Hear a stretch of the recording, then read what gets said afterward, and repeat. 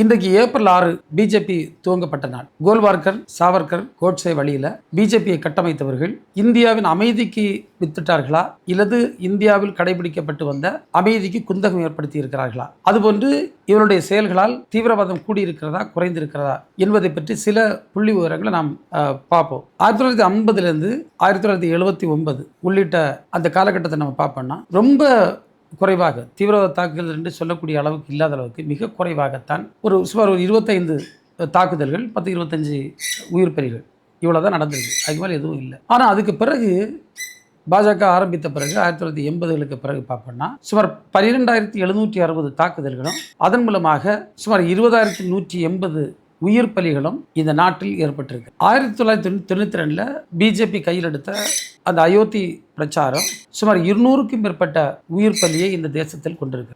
2002 குஜராத்தில் ஏற்பட்ட கலவரம் சுமார் 10,000 பேரை பலி கொண்டது இந்த நாட்டிற்கே தெரியும். 2019 அவங்க கொண்டு வந்த குடியுரிமை திருத்த சட்டம் எவ்வளவு பெரிய வன்முறைகளை ஏற்படுத்தியது, எத்தனை பேர் கொலை செய்யப்பட்டார்கள், சுமார் 58க்கும் மேற்பட்ட இஸ்லாமியர்கள் கொலை செய்யப்பட்ட சம்பவம், இதெல்லாம் நம்ம பார்த்துட்டு இருக்கோம். அதுபோன்று 2020 அவர்கள் கொண்டு வந்த அந்த விவசாயிகளுக்கு எதிரான சட்டத்தை திரும்ப பெறுவதற்கான போராட்டங்கள் 200க்கும் மேற்பட்ட உயிர் பலியை கொண்டது. பலர் பட்டினியில் பசியில் போராட்டத்தில் நடந்து செல்வதற்காக சென்ற நேரத்திலாம் பலியான துயர சம்பவத்தை நாம் கண்ணால் பார்த்துருக்கோம். அதே போன்று 2016 ஒரு பெரிய பொருளாதார சீர்திருத்தத்தை கொண்டு வரப்போகிறோம், வெளிநாட்டில் இருக்கக்கூடிய கருப்பு பணத்தை நாங்கள் கொண்டு வர இருக்கின்றோம், அதை இந்திய மக்களுக்கு பகிர்ந்து அளிக்க போகிறோம் என்றெல்லாம் சொன்னார்கள். அந்த பணமதிப்பிழப்பு ஏற்படுத்தப்பட்ட நேரத்தில் எத்தனையோ உயிர்கள் ரோட்டில் காத்து கிடந்து அவர் மரணமடைந்ததையும் அது எவ்வளவு பொருளாதாரத்தை சீர்குலைத்தது என்பதையும் இந்திய மக்கள் ஒவ்வொருவரும் பார்த்திருப்பார்கள், அனுபவித்திருப்பார்கள். இன்னும் பார்த்தீங்கன்னா அந்த பசு பாதுகாவலர்கள் என்று சொல்லி அப்பாவி மக்களை அடித்து கொண்ட சம்பவங்கள்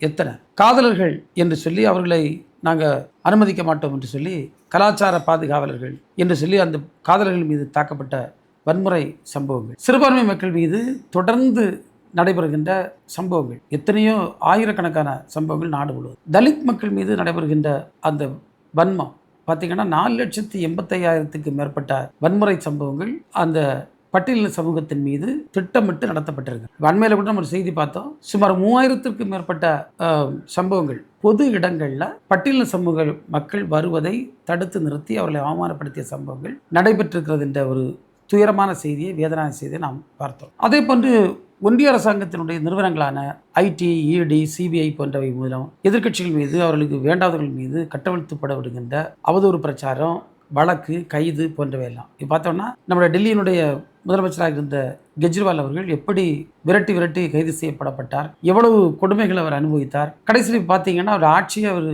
அதில் விட வேண்டிய சூழல் ஏற்பட்டது. இவற்றுக்கு எல்லாம் மேலாக இந்த கேரக்டர் அசாசினேஷன் சொல்லுவோம், அவருடைய பெயரை குந்தகப்படுத்துவது, கேவலப்படுத்துவது. கடைசியில் நீதிமன்றம் சொல்லுகிறது அவருக்கு தண்டனை வழங்குவதற்கான எந்த தரவுகளும் இல்லை, இது திட்டமிட்டு போடப்பட்ட வழக்கு போன்றுதான் தெரிகிறது என்று சொல்லி அந்த வழக்கை முடிச்சு. அப்போ இப்படி எத்தனை அநீதிகள். எனவே பிஜேபிக்கு முன்னால் பிஜேபி பின்னால் என்று நாம் எடுத்து பார்ப்போம் என்று சொன்னால் ஒரு அமைதியான நாடாக இருந்த இந்திய துணைக்கண்டம் இது போன்ற அரசியல் பழிவாங்கல்கள், சிறுபான்மை மக்கள் மீது வெறுப்பு போன்றவற்றை யாரும் கட்டமைத்ததில்லை. ஆனால் அதற்கு பிறகுதான் இப்படிப்பட்ட அநீதிகள் இந்த மண்ணில் தொடர்ந்து வளர்ந்து கொண்டிருக்கிறது. இதனுடைய எண்ணிக்கை நாளுக்கு நாள் பெருசாக போயிட்டு இருக்கு. எனவே தான் இன்றைக்கு ஜனநாயகத்தின் மீது நம்பிக்கை கொண்டவர்கள், மதசார்பற்ற தன்மை இந்த மண்ணில் நிலைக்க வேண்டும், மக்களாட்சி தத்துவம் தொடர வேண்டும் என்று எண்ணுகிறவர்கள் இந்த பாசிச கோட்பாட்டை கொண்டிருக்கக்கூடிய பிஜேபியை, மதவரியை மட்டும் தன்னுடைய ஆயுதமாக வைத்துக்கொண்டு மக்களை நசுக்குகின்ற இந்த முயற்சியை இந்த நாட்டிலிருந்து வேரோடு அறுத்தறிய வேண்டும் என்ற எண்ணத்தை கொண்டிருக்கின்றார்கள். அதற்கு பொதுமக்கள் நிச்சயமாக வருகின்ற காலங்களில் துணை நிற்க வேண்டும் என்பது என்னுடைய அன்பான வேண்டுகோள்.